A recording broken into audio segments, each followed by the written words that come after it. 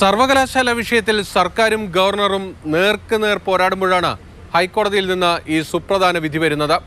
ഇവിടെ chancellor nominate ചെയ്ത 4 പേരെ പുറത്താക്കുക മാത്രമല്ല ഹൈക്കോടതി ചെയ്തത്, സർക്കാർ നാമനിർദ്ദേശത്തിലൂടെ സെനറ്റിലേക്ക് വന്ന 3 പേരുടെ നിയമനം ശരിവെക്കുക കൂടി ചെയ്തു. അതാണ് ചാൻസലർ കൂടിയായ ആരിഫ് മുഹമ്മദ് ഖാനെ വലിയ പ്രതിരോധത്തിലാക്കുന്നത്. ഇവിടെ കേരള സർവകലാശാലയിൽ 16 പേരെയാണ് ചാൻസലർ കൂടിയായ ഗവർണർ അദ്ദേഹത്തിൻ്റെ അധികാരം ഉപയോഗിച്ച് നാമനിർദ്ദേശം ചെയ്തത്. അതിൽ 4 വിദ്യാർത്ഥികളുടെ കാര്യത്തിലാണ് തർക്കമുണ്ടാകുന്നത്.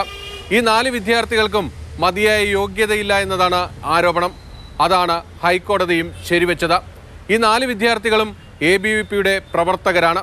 ഇവരെ നിയമവിരുദ്ധമായി അന്യായമായി ഗവർണർ നോമിനേറ്റ് ചെയ്ത് കൊണ്ടുവന്നു എന്നതായിരുന്നു സർക്കാരിൻ്റെ വാദം. അതാണ് ഹൈക്കോടതി സിംഗിൾ ബെഞ്ച് അംഗീകരിച്ചത്. ഈ അംഗീകാരത്തിനൊപ്പം തന്നെ സർക്കാരിന് അനുകൂലമായ മറ്റൊരു വിധി കൂടി വന്നു. അത് സർക്കാർ നാമനിർദ്ദേശം വഴി ഈ സെനറ്റിലേക്ക് വന്ന 3 പേരുടെ കാര്യത്തിലാണ്. CPM നേതാക്കളായ ഡോക്ടർ ഷിജു ഖാൻ, മറ്റൊന്ന് R രാജേഷ്, മുൻ മാവേലിക്കര MLA, അതോടൊപ്പം തന്നെ കൊല്ലത്ത് നിന്നുള്ള G മുരളീധരൻ പിള്ള. ഇവർക്കെതിരായ ആരോപണങ്ങൾ ഹൈക്കോടതി തള്ളിക്കളഞ്ഞു. സർവകലാശാലകൾ പ്രവർത്തിക്കുമ്പോൾ ചാൻസലറാണ്, ഗവർണറല്ല യഥാർത്ഥത്തിൽ. നിയമസഭ നൽകുന്ന ഒരു അധികാരം മാത്രമാണ്. അതൊരു പരമാധികാര റിപ്പബ്ലിക്കാണ് എന്ന മട്ടിൽ നമുക്ക് കാണാൻ പറ്റില്ല. എന്തായാലും സംസ്ഥാനത്തെ മറ്റ് സർവകലാശാലകളിലും സമാനമായ രീതിയിൽ ഗവർണർ നിയമനം നടത്തിയിട്ടുള്ളവരുണ്ട്.